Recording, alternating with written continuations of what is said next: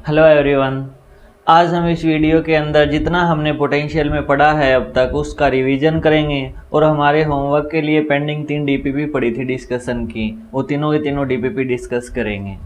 तो हमने जब पोटेंशियल स्टार्ट किया था तो सबसे पहले पढ़ा था पोटेंशियल एनर्जी के बारे में कि पोटेंशियल एनर्जी क्या होती है। पोटेंशियल एनर्जी का हमने कॉन्सेप्ट लिया था कि अगर हम इनफाइनाइट से एक चार्ज पार्टिकल को किसी एक कॉन्फ़िगरेशन में असेंबल करना चाहें, लाकर वहाँ रखना चाहें, तो हमें जो वर्क डन करना पड़ता है वह वर्क डन हमारा एक्सटर्नल वर्क डन हो गया। और उस वर्क डन का जस्ट नेगेटिव हमने डेरिवेशन में पुट किया था कि इलेक्ट्रिकल वर्क डन, यानी प्रॉपर डेफिनेशन इसकी ये है कि इलेक्ट्रिकल वर्क डन जो हुआ है वही इस सिस्टम के लिए पोटेंशियल एनर्जी हुई है।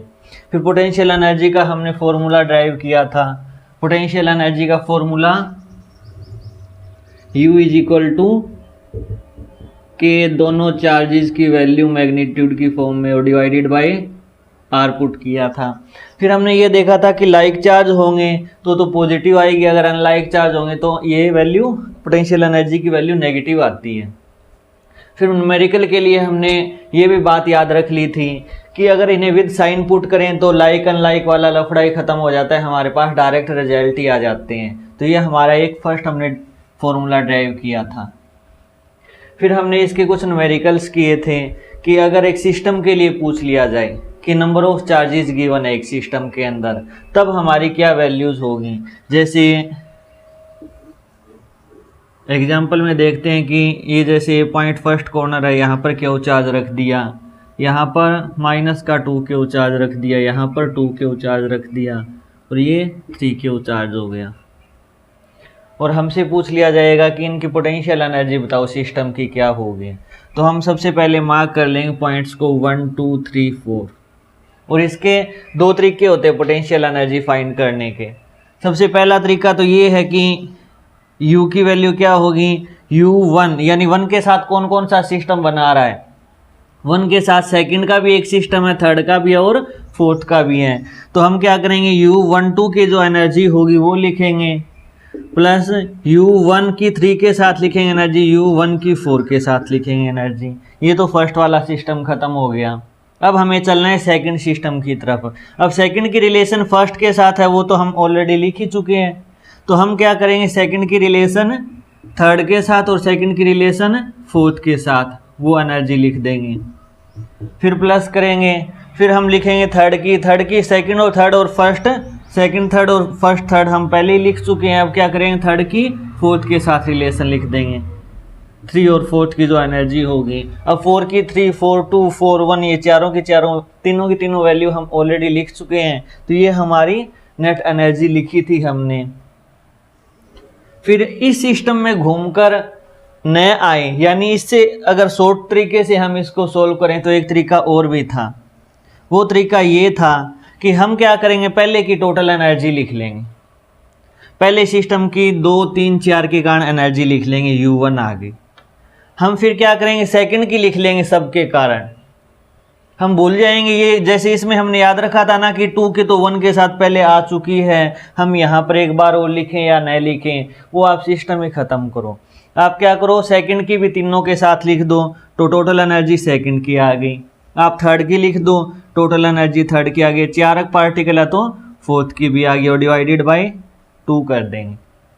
इसमें आपको एक बात तो लग रहा होगा कि 3 3 3 इस टाइप से करेंगे तो ज़्यादा लेंथी हो रही है, बट हमें जो न्यूमेरिकल मिलते हैं ना वो हमारे लेवल तक साइमेट्रिक मिलते हैं। जैसे सब जगह 2 क्यू चार्ज होगा तो जो पहले की एनर्जी होगी वही बाकी 3 की होगी, तो हम डायरेक्ट यहाँ पर 4 से मल्टीप्लाई कर देते हैं तो पहले की जस्ट डबल आंसर आ जाता है। एक दो न्यूमेरिकल्स भी किए थे, बट जनरल फॉर्मूला हमारा यही है।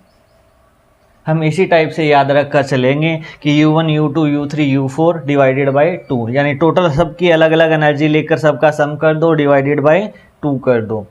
इसमें हमें एक बात ये भी ध्यान रखनी है कि Q माइनस 2Q, यानी इसकी जो एनर्जी आएगी नेगेटिव आएगी, विद साइन पुट करना है हमें, यानी ये नेगेटिव एनर्जी होगी, ये पॉजिटिव होगी और ये पॉजिटिव होगी, विद साइन हमें पुट करना है U1 U2 के अंदर जितने भी ये टर्म्स आएंगे। तो ये हमने कुछ किए थे न्यूमेरिकल्स। फिर पोटेंशियल एनर्जी के बाद डिस्कशन हुआ था हमारा इलेक्ट्रिक पोटेंशियल के बारे में। इलेक्ट्रिक पोटेंशियल को V से रिप्रेजेंट करते हैं।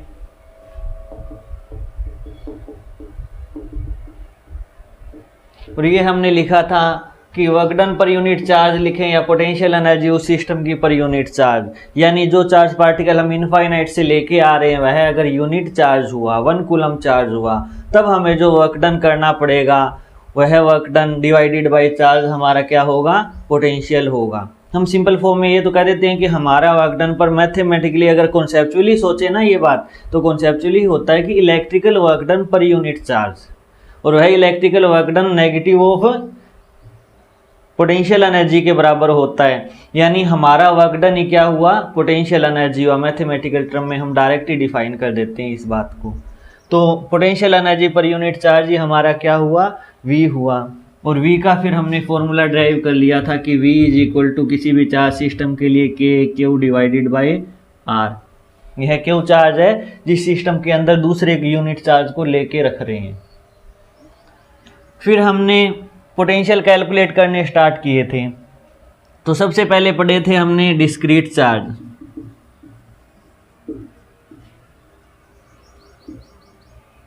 डिस्क्रीट चार्ज मतलब अगर चार्ज अलग अलग पॉइंट्स की फॉर्म में रखे हुए हों, यानी एक सिस्टम में कई चार्ज रख दिए जाएंगे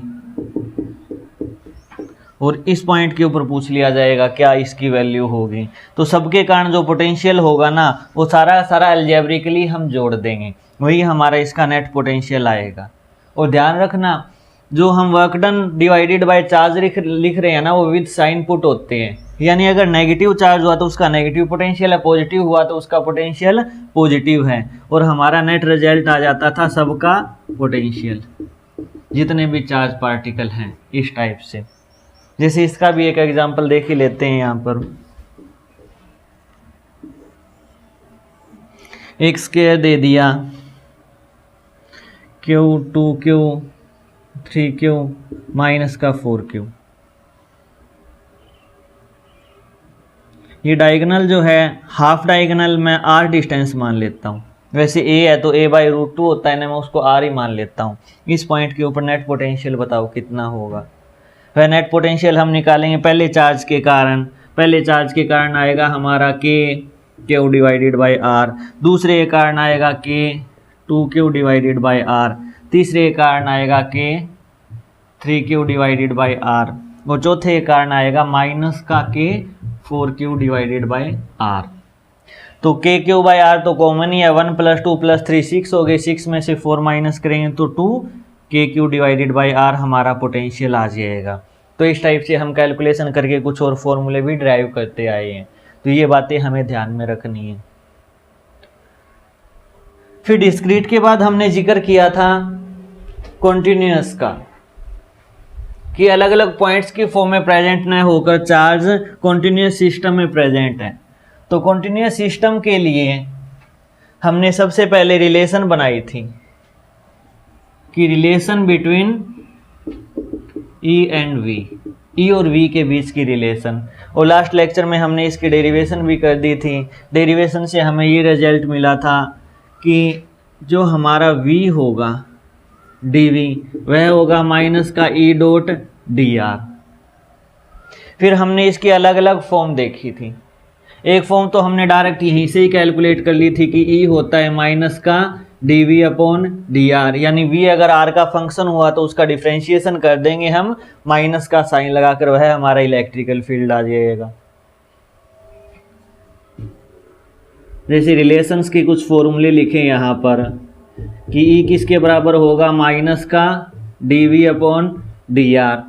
कई बार V क्या होगा, XYZ का फंक्शन होगा, तो X के रिस्पेक्ट में करेंगे, YZ को कांस्टेंट मान के, तो X का इलेक्ट्रिकल फील्ड आएगा, फिर Y के रिस्पेक्ट में करेंगे, फिर Z के रिस्पेक्ट में करेंगे। हमारे DPP में न्यूमेरिकल्स भी हैं, जब सॉल्व करेंगे हमें अपने आप ये बातें समझ में आ जाएंगी।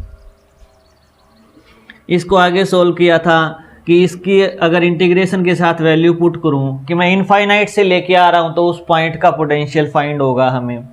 अगर इनफाइनाइट से न लाकर किसी RA पॉइंट से RB पॉइंट पे लेके जा रहा हूँ तो VA से VB पोटेंशियल जा रहा है ना हमारा, तो VB माइनस वी ए किसके बराबर होगा, ई डॉट डी आर, और ये वेक्टर की फॉर्म में पुट करनी है हमें।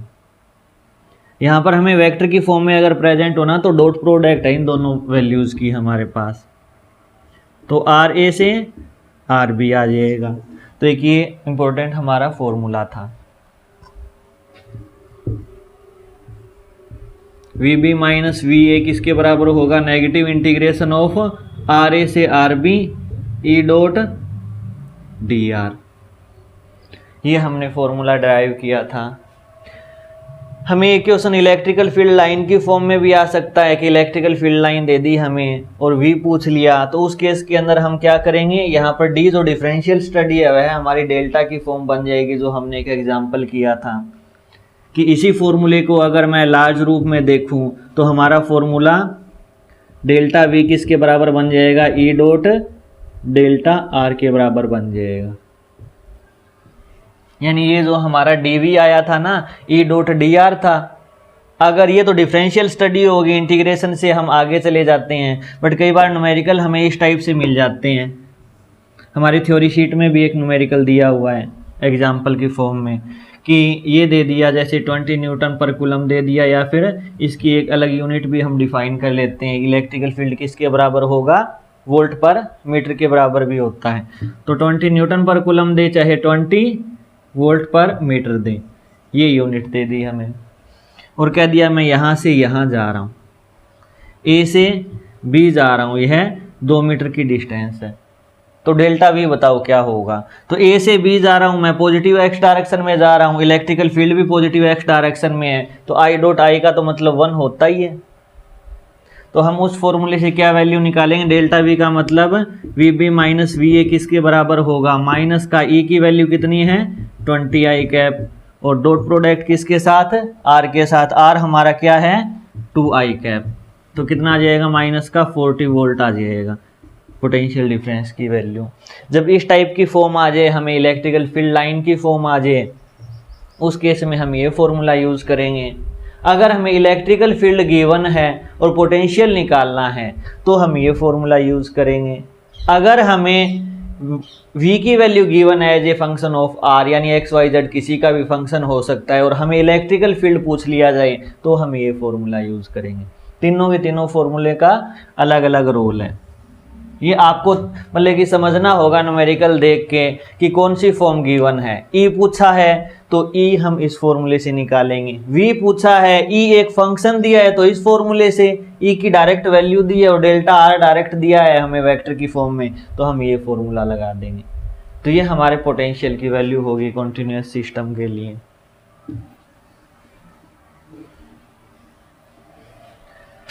फिर कॉन्टिन्यूस में सबसे पहले हमने ड्राइव की थी रिलेशन रिंग के लिए। रिंग का बहुत इजी सा मेथड था कि जो डिस्टेंस है वही आ जाएगी।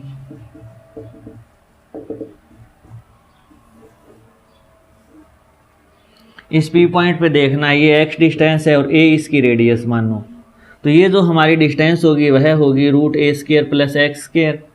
इसका हमने एक छोटा सा पार्ट ले लिया था डी क्यू पार्ट के कारण टोटल स्टडी की थी, तो टोटल चार्ज हमारा क्यू आ गया था। फिर हमने यहाँ पर इसकी वी की वैल्यू लिख ली थी कि वी आएगा k/q divided by √a² + x², ये वैल्यू आई थी।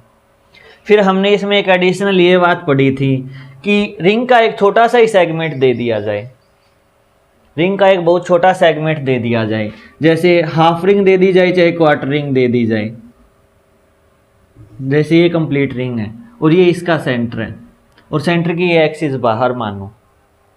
अगर मैं सिर्फ और सिर्फ क्वार्टर रिंग लेता हूँ, सिर्फ इतनी ही रिंग लेता हूँ, इसके ऊपर टोटल चार्ज क्यों मानो कि हमारा ये कंप्लीट रिंग थी ए रेडियस की, स्मॉल ए रेडियस की, सेम टू सेम यही रिंग थी, इसका मैंने फ्रंट फेस बना दिया।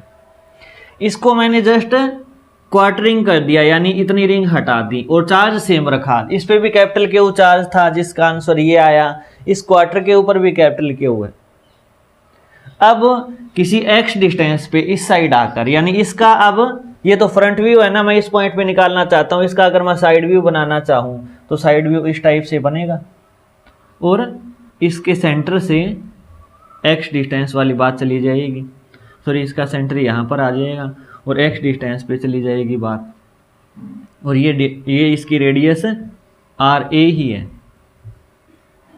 तो इसमें हर पॉइंट की डिस्टेंस तो वही सेम रहेगी ना, ए स्क्वायर प्लस एक्स स्क्वायर का रूट ही रहेगी, यानी यहाँ से x आगे आ गया तो ये बन तो 90 डिग्री ही रहा है ना एंगल। तो कोई भी पॉइंट ले लूँ तो ये बेस और ये परपेंडिकुलर हाइपोटेन्यूज की वैल्यू डायरेक्ट आ जाएगी, ए स्क्वायर प्लस एक्स स्क्वायर का रूट। 3D फॉर्म है, थोड़ा इमेजिनेशन करना डिफ़िकल्ट है, पर जैसे इसमें किया था ये सिर्फ मैं इतनी सी ही रिंग लेता, यानी ये 3 पार्ट हटा देता, तो भी तो ये डिस्टेंस सबकी डिस्टेंस तो सेम ही होती ना, वही हमारी डिस्टेंस की वैल्यू आ जाएगी, वही इसके ऊपर टोटल चार्ज है और के कांस्टेंट है ही है।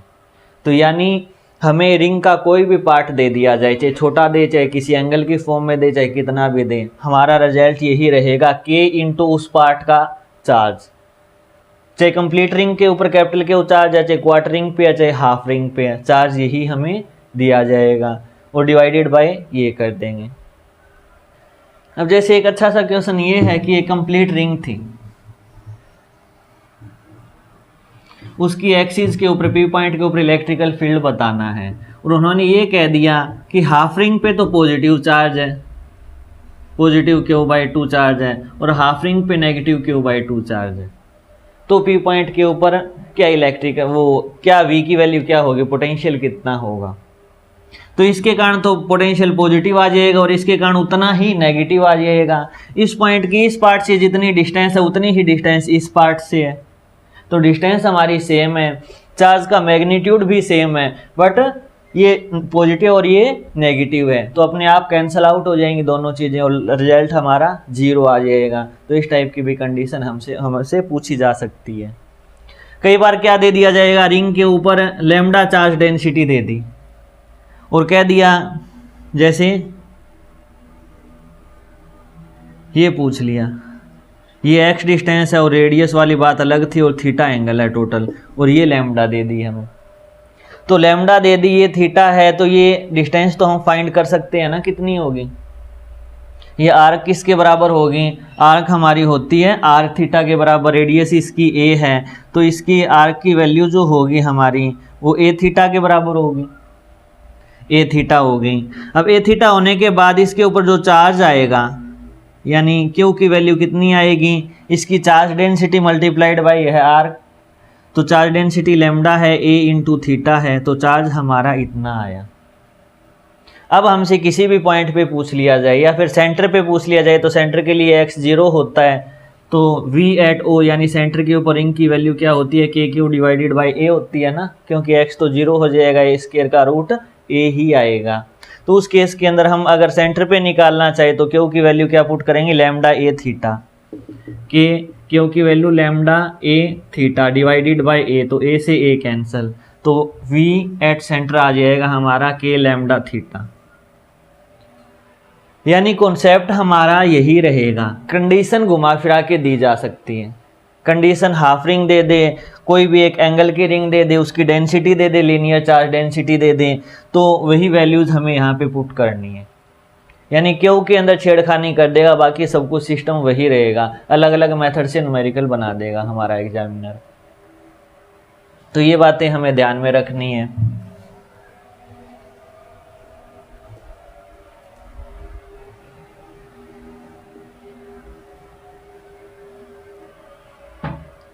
नेक्स्ट हमने पढ़ा था स्फीयर के बारे में। स्फीयर में सबसे पहले हमने कंडक्टिंग स्फीयर पढ़ा था। कंडक्टिंग स्फीयर में 2 टाइप पढ़े थे, एक तो होलो और दूसरा सॉलिड। होलो और सॉलिड के अंदर अगर आर की वैल्यू लेस देन आर हुई तो वी की वैल्यू कांस्टेंट होती है, और वह कांस्टेंट उसकी सरफेस पे जितना पोटेंशियल होता है के Q divided by capital R उतने के बराबर होती है। इन दोनों ही केस में जब आर की value greater than equal to R हुई तो वह K Q divided by small R हो जाएगी, ये वैल्यू होती है। जब बात हम नॉन कंडक्टिंग की करेंगे,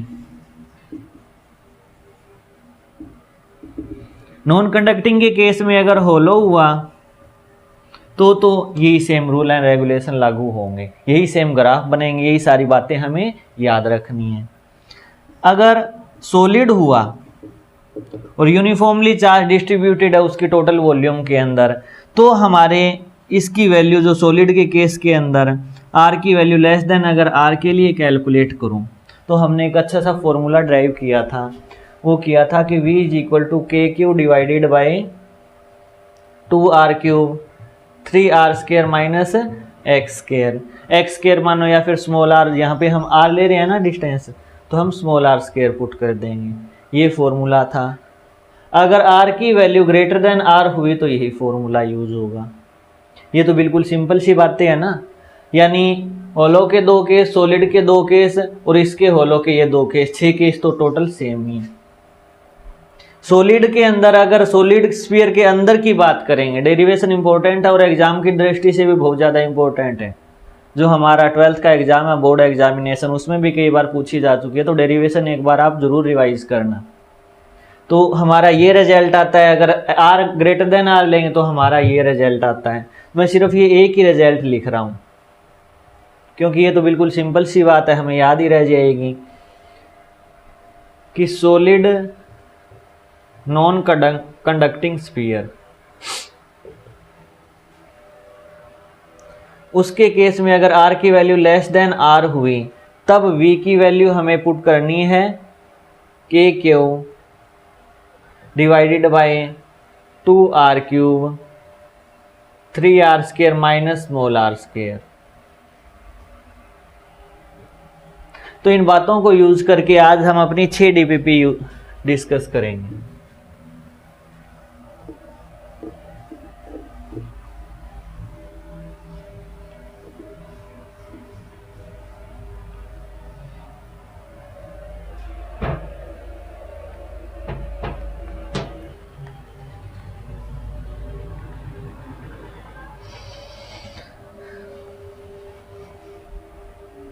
जैसे सबसे पहले हम 7 डीपीपी डिस्कस करेंगे अपनी, जो है इलेक्ट्रिक पोटेंशियल की।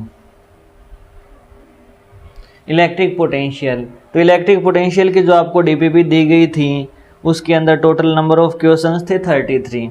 उसमें पहले 15 क्वेश्चन यानी पहले 15 क्वेश्चन बिल्कुल थ्योरेटिकल है, जो आपको बातें थ्योरी नोट्स में लिख दी गई है या फिर आपको समझाई गई है, उन्हीं को घुमा फिरा के पूछ रखा है कि यूनिट क्या होगी, यहाँ पे कितना होता है वैल्यू, आर इतना हो तो कितना होता है, जस्ट फॉर्मूले की फॉर्म में पूछ रखा है। तो हम क्या करेंगे, 16th क्वेश्चन से स्टार्ट करते हैं। पोटेंशियल वाली डीपीपी है ये। तो 16th क्वेश्चन में हमें दे रखा है कि एक चार्ज दे रखा है 10 माइक्रोकूलम ओरिजिन पे रखा हुआ है। तो पोटेंशियल डिफरेंस बताना है हमें 2 पॉइंट्स के लिए, यानी यहाँ पर चार्ज रखा हुआ है 10 माइक्रोकूलम का।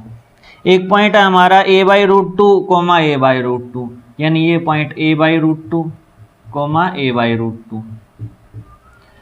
और दूसरा पॉइंट है हमारा a,0, a,0।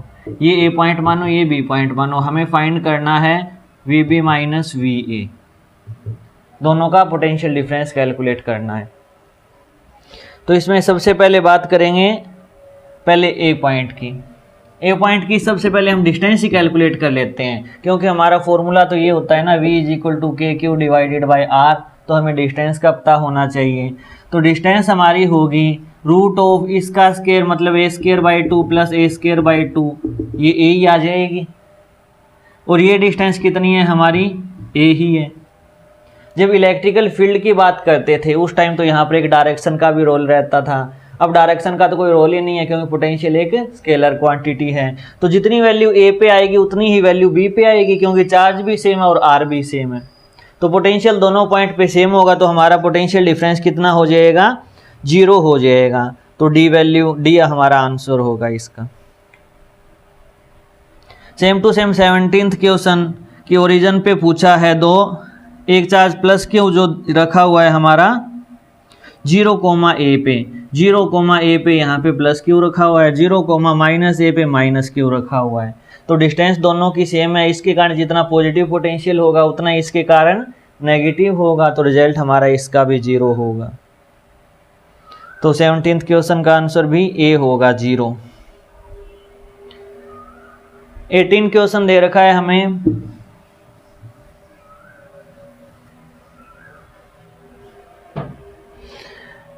3 पॉइंट दे रखे हैं सर्कल के ऊपर। There are 3 equal charge cube placed at this point located, they are equilateral triangle बना रहे हैं। Potential at centre of the circle बताना है। हमें सर्कल की रेडियस नहीं दी है, हमें ये दिया है कि इक्विलेटरल ट्रायंगल बना रहे हैं ये, और ट्रायंगल की साइड दे रखी है ए, हाँ ए ही दे रखी है। तो हमें रेडियस फाइंड करनी है, क्योंकि डिस्टेंस तो यहाँ पे एक चार्ज क्यों रखा हुआ है, यहाँ पे क्यों रखा हुआ है, यहाँ पे क्यों रखा हुआ है। अगर हमें ये डिस्टेंस मिल जाए तो के क्यू अपॉन आर प्लस के क्यू अपॉन आर प्लस के क्यू अपॉन आर, तीनों लाइक चार्ज है तो तीनों पॉजिटिव पोटेंशियल होंगे।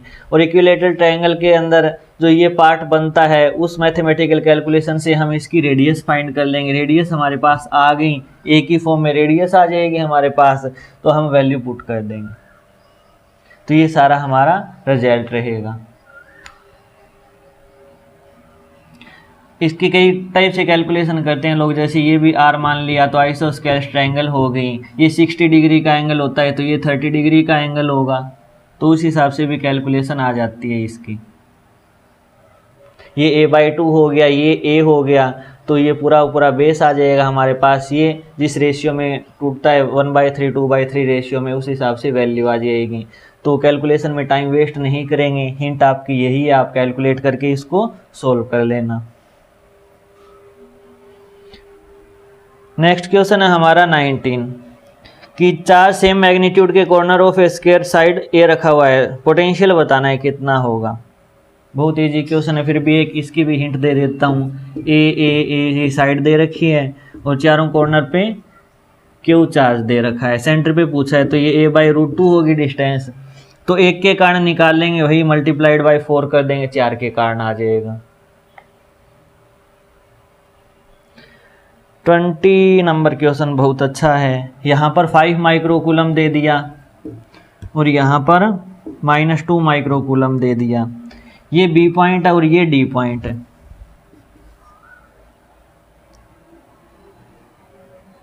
हमें ये बताना है पोटेंशियल डिफरेंस की वैल्यू क्या है इन दो पॉइंट्स के ऊपर।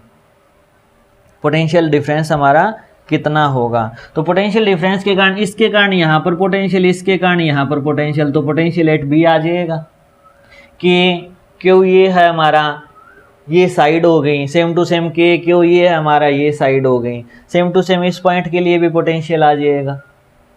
अब आप खुद देखो ये डिस्टेंस कितनी है ए और ये डिस्टेंस कितनी है ए, तो इसका जो इफेक्ट यहाँ होगा उतना ही इफेक्ट यहाँ होगा, इसका जो इफेक्ट यहाँ हुआ उतना ही इफेक्ट यहाँ हुआ।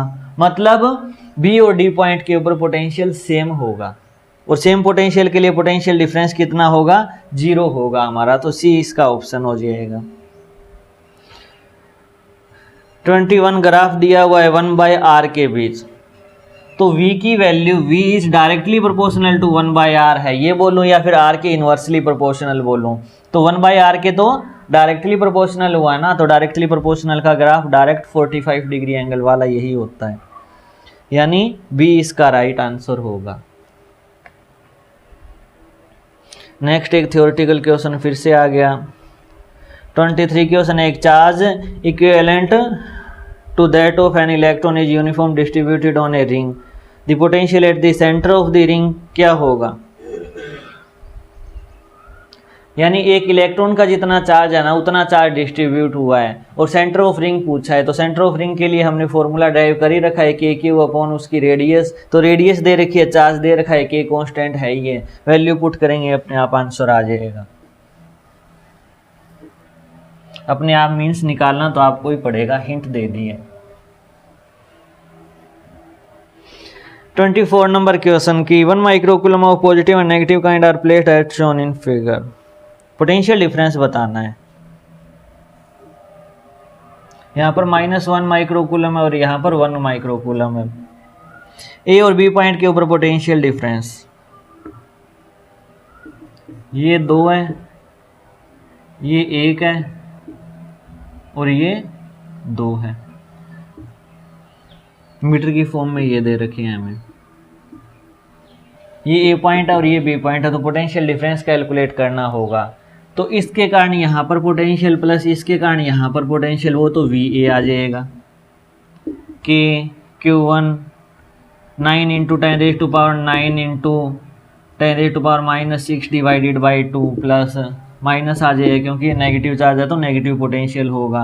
9 इंटू 10⁻9 इंटू 10⁻6 डिवाइडेड बाई 2 3 हो जाएगा, सॉरी डिस्टेंस 3 है।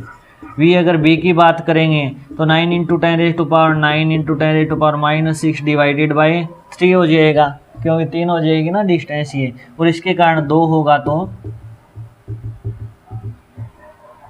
ये होगा।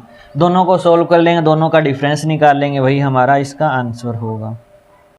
नेक्स्ट क्वेश्चन में पूछ रखा है कि पोटेंशियल की वैल्यू 0 कहाँ पर होगी, यानी जो ये गिवन थी कंडीशन कि 1 माइक्रोकूलम और माइनस का 1 माइक्रोकूलम, इसमें कहाँ पर पोटेंशियल की वैल्यू 0 होगी, तो मिडल पॉइंट के ऊपर होगी क्योंकि चार्जेस तो अपोजिट है ही है, +1 और -1। अब डिस्टेंस हमें इक्वल पुट करनी है तो इक्वल डिस्टेंस यानी इसकी हाफ डिस्टेंस पे, यानी आंसर हमारा ये टोटल 5 थी तो 2.5 आ जाएगा कि इस पॉइंट के ऊपर 2.5 मिडल के अंदर हो जाएगी। 26 क्वेश्चन हमें ये दे रखा है कि एक रेक्टेंगल दे रखी है जिसकी साइड ए और बी है, ये ए मानो और ये बी साइड मानो, और -8 माइक्रोकूलम, 3 माइक्रोकूलम, 4 माइक्रोकूलम, 1 माइक्रोकूलम, और हमें बताना है कि पोटेंशियल बताना है डायगोनल, इंटरसेक्शन ऑफ डायगोनल, मतलब कि इस पॉइंट के ऊपर पोटेंशियल बताना है। तो ए और बी है तो ये टोटल डायगोनल हमारा √(a² + b² आएगा, और ये जो वैल्यू आएगी यानी हाफ डायगोनल आएगा हमारा a² + b² डिवाइडेड बाई 2। जैसे हम स्क्वायर में करते आए थे वैसे ही रेक्टेंगल के अंदर यही कॉन्सेप्ट लगा देंगे और हमारा रिजल्ट आ जाएगा। नेक्स्ट क्वेश्चन है, 3 चार्जेस दे रखे हैं इक्विलेटरल ट्रायंगल के वर्टिसेस पे, इनकी साइड भी दे रखी है, हमें पोटेंशियल बताना है सेंटर पे क्या होगा, तो पोटेंशियल इजीली फाइंड आउट कर ही सकते हैं। इस टाइप के क्वेश्चन हम काफ़ी कर भी चुके हैं। नेक्स्ट क्वेश्चन, 2 चार्ज दे रखे हैं -16 और +9 का, are placed A and B respectively separated by 7 centimetre. Potential 0 कहाँ होगा, जैसे ये 7 सेंटीमीटर दे रखा है, यहाँ पे -16 और यहाँ पर 9 यूनिट चार्ज है, तो पोटेंशियल यहाँ मान लेते हैं x पे 0 होगा, तो इसके कारण पोटेंशियल किसके बराबर पुट कर देंगे, इसके कारण पोटेंशियल, या फिर इसका नेगेटिव प्लस इसका पॉजिटिव = 0, हमारे पास x की वैल्यू आ जाएगी। इलेक्ट्रिकल फील्ड में भी हम कैलकुलेट करते थे, वहाँ पे तो स्क्वायर की फॉर्म चलती थी तो थोड़ा और भी डिफ़िकल्ट रिजल्ट आता था। यहाँ पे आएगा माइनस का k × 16 divided by x = plus k × 9 × 7 - x = 0, तो ये उस साइड जाएगा तो 0 इसके बराबर ही हो जाएगा, k से k कैंसिल हो गया, तो 16 × 7 - x = 9x, इसको सोल्व कर लेंगे।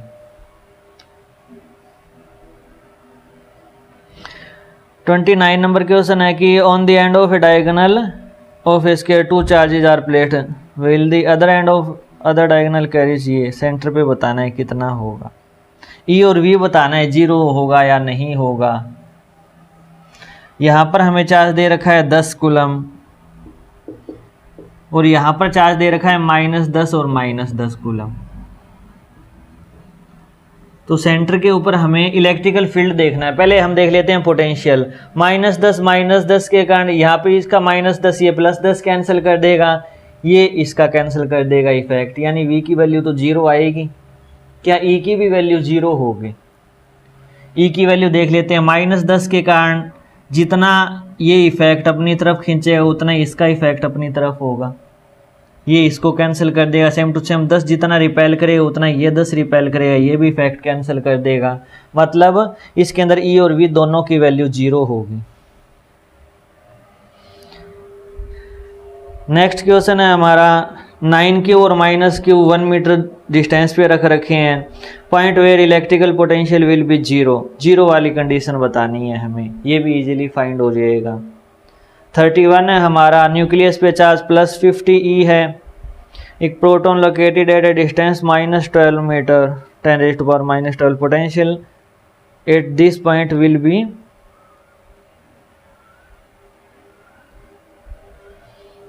एक न्यूक्लियस पे यानी यहाँ चार्ज दे रखा है, और इस पॉइंट के ऊपर एक प्रोटॉन रख दिया, तो यहाँ पर पोटेंशियल पूछा है, तो डिस्टेंस दे दिया, चार्ज दे दिया KQ/R, बस बात को ही घुमा रखा है। Q की वैल्यू दे दी ना +50E, तो प्लस का 50E तो Q आ गया हमारा, और डिस्टेंस की वैल्यू R की वैल्यू आ गई हमारी 10⁻⁻12 मीटर, KQ/R आंसर आ जाएगा। नेक्स्ट है हमारा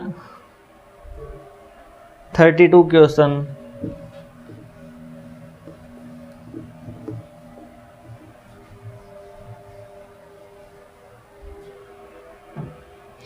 वन 2 4 8 के ऊपर चार्जेस रखे हुए हैं, इलेक्ट्रिकल पोटेंशियल बताना है, यानी 1 2 4 8 इस टाइप से, और ओरिजिन के ऊपर यहाँ पे क्यों चार्ज रखे हुए हैं, ओरिजिन के ऊपर इलेक्ट्रिकल पोटेंशियल 8O बताना है, V8O।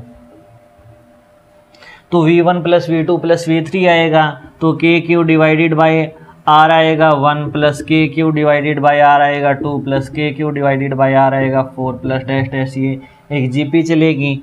KQ तो कॉमन बाहर आ गया, 1/1 + 1/2 + 1/4 + 1/8 + डैश डैश डैश, ये चलता जाएगा। R की वैल्यू क्या है हमारी 1/2 आ जाएगी, तो इनफाइनाइट GP का सम लगा दोगे आप और आपका रिजल्ट आ जाएगा। लास्ट क्वेश्चन है हमारा, two equal and opposite charge separated by a distance x, the potential at point 4 away from this depends on. Two equal and opposite charge, यहाँ पर Q, यहाँ पर -Q, separated by a distance x, the potential at point 4 away from this depends on, किस पे depend करेगा, यानी यहाँ पर मैं अगर इन दोनों से अवे दूरी पे एक पॉइंट लेके जाऊँ ना कि इनके मिडल के अंदर, सपोज करो मैं यहाँ पर एक पॉइंट P ले लेता हूँ, तो यहाँ पर जो पोटेंशियल होगा वह किस पे डिपेंड करेगा, वह दोनों के चार्ज पे भी डिपेंड करेगा और इनकी सेपरेशन पे भी डिपेंड करेगा, यानी Q और X दोनों के ऊपर डिपेंड करेगा। C हमारा ऑप्शन होगा ये। तो ये हमारी इलेक्ट्रिकल पोटेंशियल की DPP थी।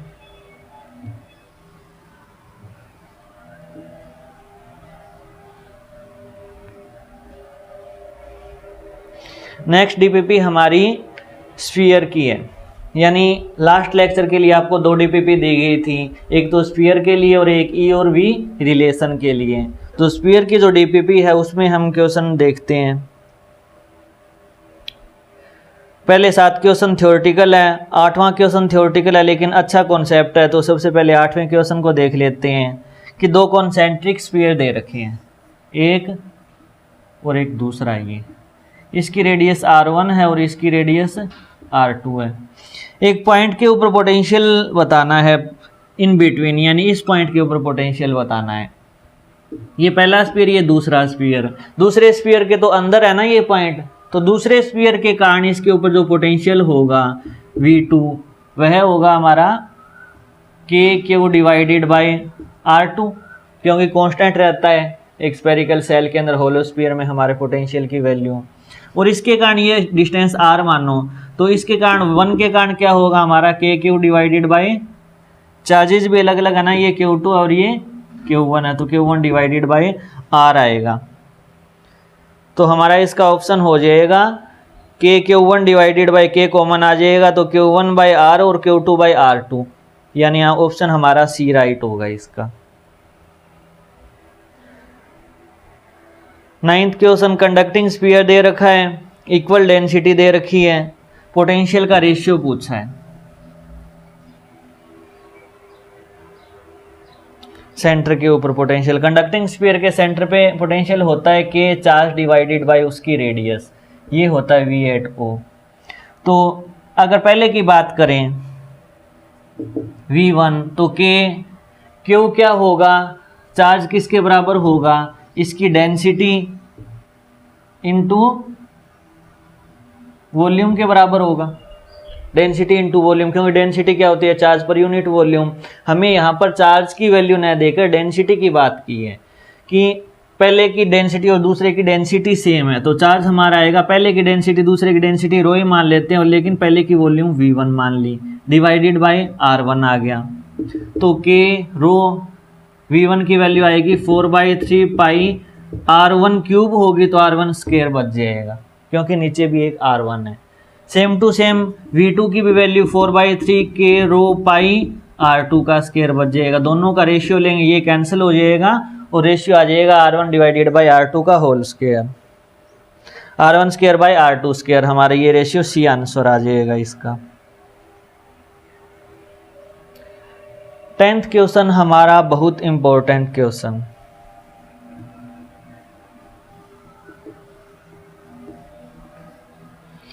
कि एक ड्रॉप जिसका पोटेंशियल V है और उसकी रेडियस R मानो आप, इसका पोटेंशियल V है, the potential of a charge drop is V, this drop divide into n small drop, यानी छोटी छोटी n ड्रॉप्स में डिवाइड होती है। तो इसकी वॉल्यूम थी 4/3 पाई R क्यूब होगी। सपोज करो यह n छोटी छोटी ड्रॉप्स में टूट जाती है जिसकी स्मॉल r रेडियस है, तो जो वॉल्यूम होगी वह n इंटू 4/3 पाई R क्यूब होगी ना, क्योंकि एक ड्रॉप की 4/3 स्मॉल r क्यूब होगी, n ड्रॉप में टूटी है तो n हो गई। अब टूटी तो यही ड्रॉप है ना, तो वॉल्यूम तो सेम रहेगी। वॉल्यूम अगर सेम रहेगी तो इन दोनों को अगर कंपेयर करेंगे तो R क्यूब किसके बराबर आ जाएगा, n R क्यूब के बराबर आ जाएगा।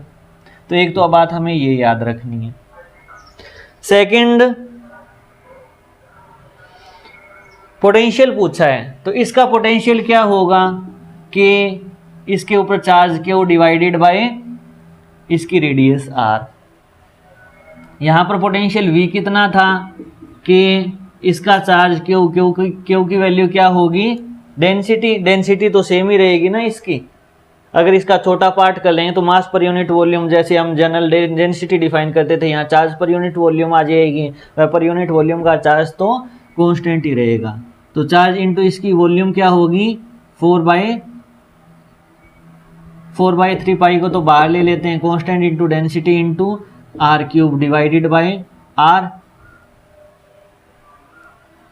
के इंटू Q की वैल्यू वॉल्यूम इंटू डेंसिटी आ गई डिवाइडेड बाय उसकी रेडियस आ गई।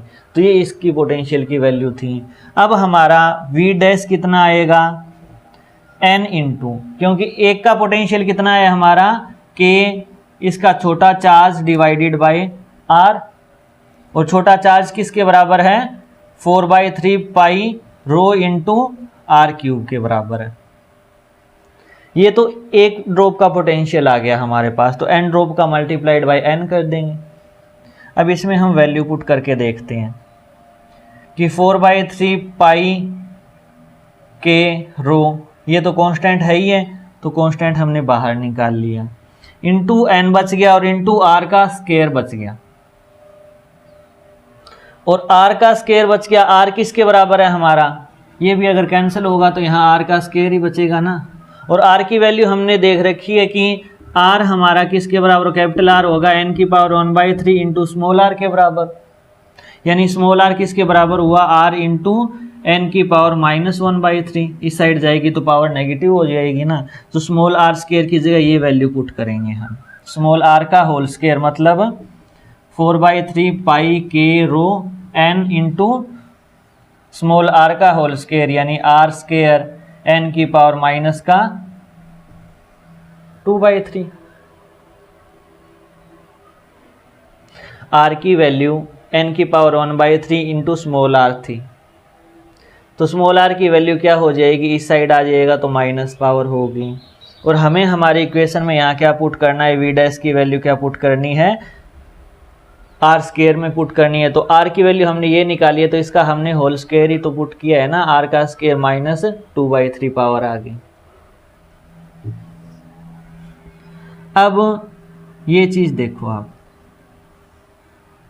ये क्या है, 4/3 पाई के रो R स्क्वायर, 4/3 पाई के रो R स्क्वायर, यानी हमारा पुराना पोटेंशियल। तो हमारा जो V डैश आएगा नया पोटेंशियल, वह पुराना पोटेंशियल इंटू बचा क्या, n into n raise to power minus का 2/3, यानी V इंटू n की पावर 1/3 बचा नया पोटेंशियल हमारा। तो हमारा इसका आंसर, बट इसमें हमें दे रखा है कि each drop will have the potential, यानी एक सिंगल ड्रॉप का पोटेंशियल हमें बताना है। हमारा ये रिजल्ट आया है टोटल ड्रॉप्स का, यानी इसकी जो एन ड्रॉप बनी थी, एन ड्रॉप का टोटल पोटेंशियल की वैल्यू हमने ये निकाली है। यानी सिर्फ एक ड्रॉप की बात की जाए तो यह हमारा एन नहीं आएगा।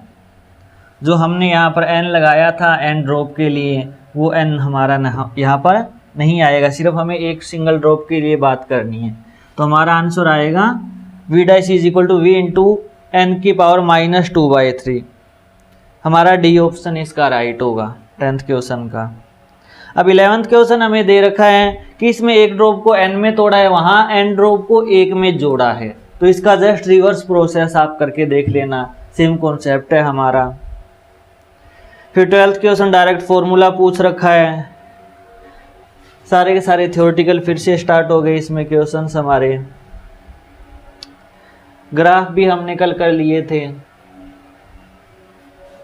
अब बात करते हैं हम अपने 19th क्वेश्चन की, कि एक स्फेरिकल सेल जिसकी रेडियस दे रखी है, पोटेंशियल दे रखा है सरफेस के ऊपर, इनसाइड बताना है क्या होगा। स्फेरिकल सेल के इनसाइड वही पोटेंशियल होता है जो उसकी सरफेस पे होता है। 20 नंबर क्वेश्चन 64 ड्रॉप को एक बिग ड्रॉप बना दिया, यानी जो हमारा प्रीवियस क्वेश्चन था 11, यानी इसका जो रेसिप्रोकल उल्टा क्वेश्चन था उसी पे बेस्ड है, एन की जगह 64 पुट कर देना, आंसर आ जाएगा। 21 क्वेश्चन है कि इतना चार्ज हमने प्रोड्यूस कर दिया और यह चार्ज कंडक्टिंग स्फीयर को दे दिया हमने, रेडियस इसकी इतनी है, तो पोटेंशियल बताना है। यानी एक तरीके से हमारे पास चार्ज की वैल्यू दे दी 10⁻⁻8 कूलम, आर की वैल्यू दे दी 0.1 मीटर। तो हमें वी बताना है कि Q divided by R, Q और आर दे रखा है कि कांस्टेंट है ही है, तो इसका आंसर भी आ जाएगा। 22 नंबर क्वेश्चन, दो स्फीयर दे रखे हैं, 2 सेंटीमीटर और 4 सेंटीमीटर उनकी रेडियस दे रखी है, चार्ज कर दिया जाता है 10 और 15 माइक्रो कूलम से। तो उनको अगर कनेक्टिंग वायर से कनेक्ट करें तो कहाँ से कहाँ जाएगा हमारा चार्ज।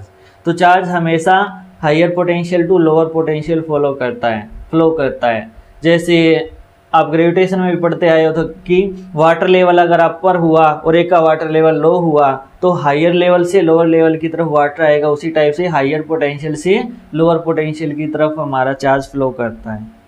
तो देख लेना किसका पोटेंशियल ज़्यादा है, वी निकाल लेना, जिसका ज़्यादा होगा उससे लेस पोटेंशियल की तरफ जाएगा। कंडक्टिंग सेल दे रखी है, रेडियस दे दिया, इसका चार्ज दे दिया, पोटेंशियल बताना है R = 4।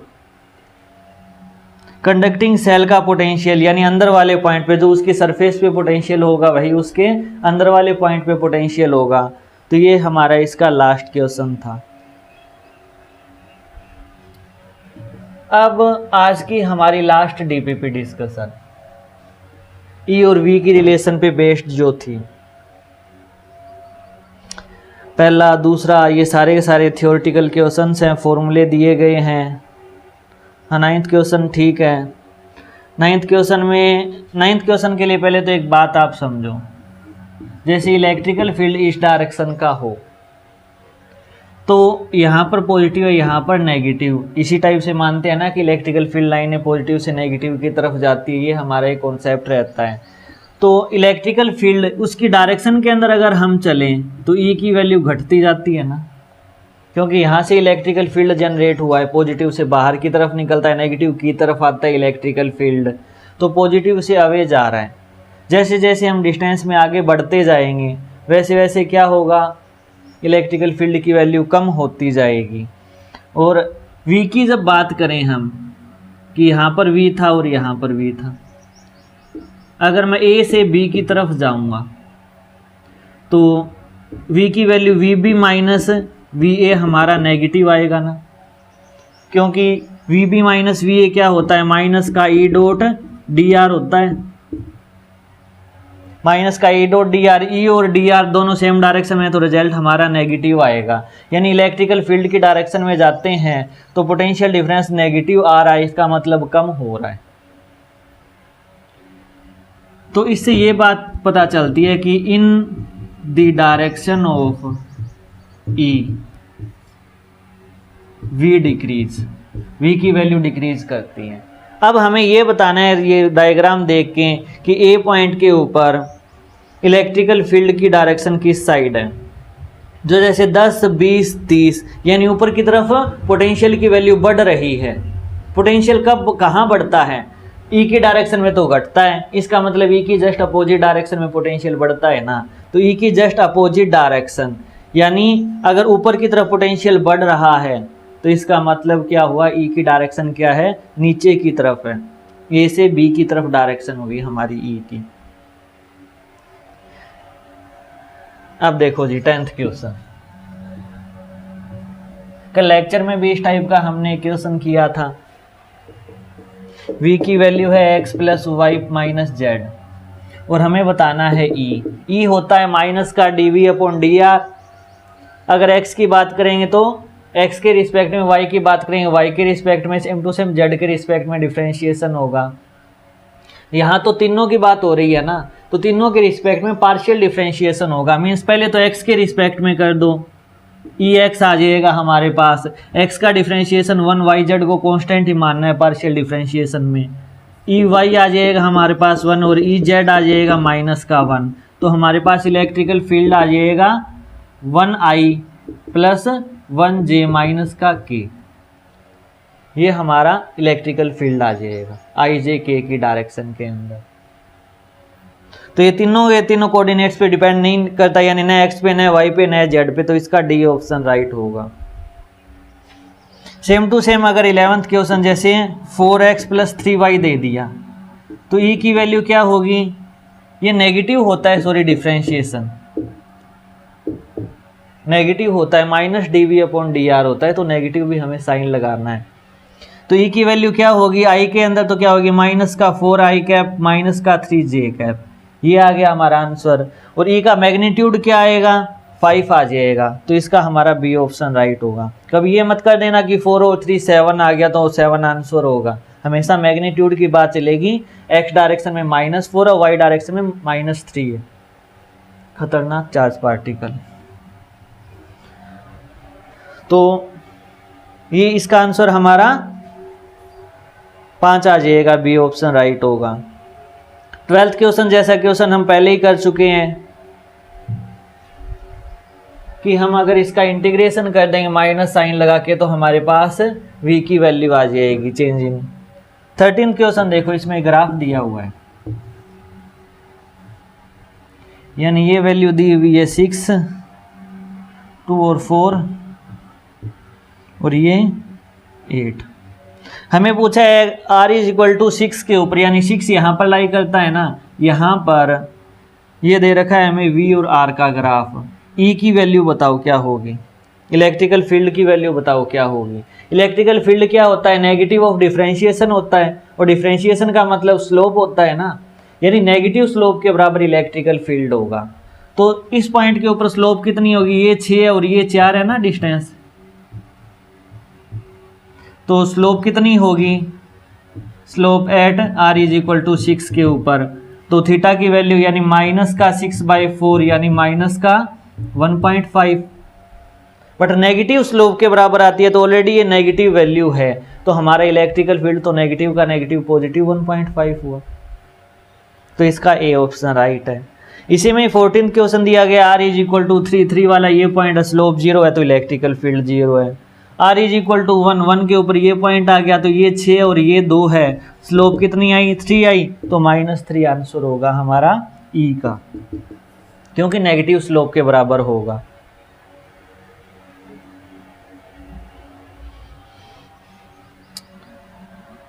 Same electrical field intensity ना दे दिया, पोटेंशियल ग्रेडियंट पूछ लिया। इलेक्ट्रिकल फील्ड इंटेंसिटी कल हमने कहा था कि E की वैल्यू किसके बराबर होगी? माइनस का पोटेंशियल ग्रेडियंट के बराबर होगी ना। तो इलेक्ट्रिकल फील्ड हमें 3 दे रखी है, तो पोटेंशियल ग्रेडियंट कितना आ जाएगा? -3 आ जाएगा।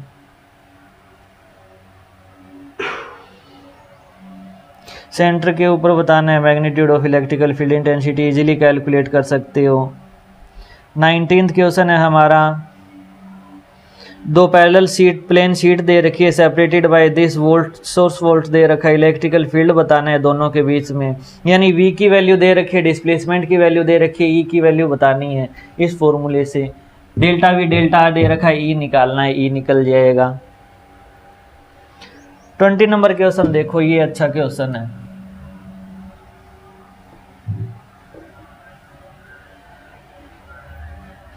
v is equal to 2x square plus 4y square plus 5, ये दे रखा है। e कितना होगा? e सबसे पहले हम क्या करेंगे, x के रिस्पेक्ट में डिफरेंशिएशन करेंगे, मीन्स 4x प्लस 4y, 5 का तो 0 हो जाएगा, ये आई कैप में आएगा, ये जे कैप में आएगा और ऑल नेगेटिव साइन आएगा, तो इसका हमारा आंसर बी राइट होगा। नेक्स्ट क्वेश्चन दे रखा है, इलेक्ट्रिकल फील्ड दे रखा है, दोनों के बीच में पोटेंशियल डिफरेंस दे रखा है, सेपरेशन पूछी है, यानी ई और डेल्टा वी दे रखा है, डेल्टा आर पूछा है, वो भी आ जाएगा। नेक्स्ट है, चार्ज के ऊपर इतना फोर्स लग रहा है, इसका मतलब ई कितना हुआ, फोर्स बाय चार्ज 1000 वोल्ट पर मीटर हुआ।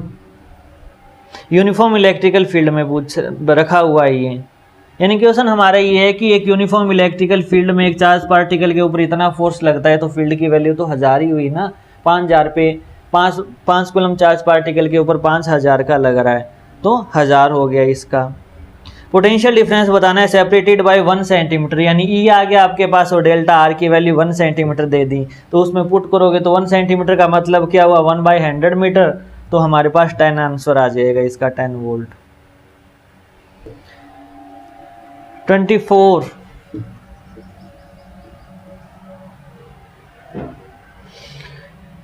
v is equal to 6x minus 8x Y square minus 8y plus 6yz minus का 4z स्क्वेयर, तो e की वैल्यू कितनी आएगी, माइनस तो पहले ही लगा देते हैं।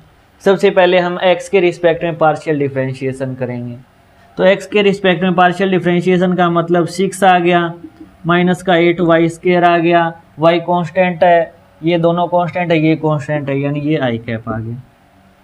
यानी जब हम x के रिस्पेक्ट में डिफरेंशिएशन करेंगे तो y z को कांस्टेंट मानेंगे और कांस्टेंट का डिफरेंशिएशन 0 होता है। अब y की बात ये x है, कांस्टेंट है, यहाँ पर कितना आएगा, माइनस का 16xy माइनस का 8 प्लस का 6z, और z तो कांस्टेंट होता ही है हमारे लिए। फिर z के रिस्पेक्ट में ये तीन चीज़ें तो 0 हो ही जाएगी, इनमें z है ही नहीं, तो कांस्टेंट में कट गई। यहाँ पर कितना आएगा, 6y आएगा, और यहाँ पर कितना आएगा, माइनस का 8z आएगा, ये k कैप आ गया। अब इलेक्ट्रिकल फील्ड एट ओरिजिन, यानी ओरिजिन के ऊपर एक चार्ज पार्टिकल रखा हुआ है 2 कूलम का, तो उसके ऊपर फोर्स बताना है कितना लगेगा। तो सबसे पहले ओरिजिन के ऊपर इलेक्ट्रिकल फील्ड निकालें, यानी एक्स वाई जेड की वैल्यू 0 पुट करेंगे, नेगेटिव यहाँ पे 6 माइनस 0 6i माइनस का 8j, यहाँ पे 0 हो जाएगा तो 0k, यानी ई एट ओरिजिन जो आएगा हमारा वह आएगा माइनस का 6i कैप प्लस का 8j कैप। तो मैग्नीट्यूड ई का कितना हो जाएगा, 6 और 8 का मैग्नीट्यूड 10 होता है, 36 64 10 आ जाएगा इसका मैग्नीट्यूड। और फोर्स कितना आ जाएगा, force charge particle into electrical field, यानी 20 न्यूटन का इस पे फोर्स अप्लाई होगा, डी इसका ऑप्शन होगा। 25 में दे रखा है, एक रिंग की रेडियस दे रखी है, इसके सेंटर के ऊपर वैल्यू फाइंड करनी है, माइनस ई डॉट डी एल, और एल की वैल्यू इनफाइनाइट से 0, माइनस ई डॉट डी एल, एल की वैल्यू इनफाइनाइट से 0, उसकी वी की वैल्यू बतानी है, मतलब कि पोटेंशियल की वैल्यू बतानी है। और पोटेंशियल रिंग के ऊपर क्या होता है, के क्यू डिवाइडेड बाई रिंग की रेडियस, यानी क्वेश्चन घुमा दिया गया है। क्वेश्चन में ये नहीं पूछा पोटेंशियल बताओ, क्वेश्चन में ये पूछा है इनफाइनाइट से 0 लिमिट के ऊपर ई डॉट डी एल बताओ, मतलब कि सेंटर के ऊपर हमें वोल्टेज पोटेंशियल की वैल्यू ही बतानी है। तो ये हमारा डीपीपी डिस्कशन था।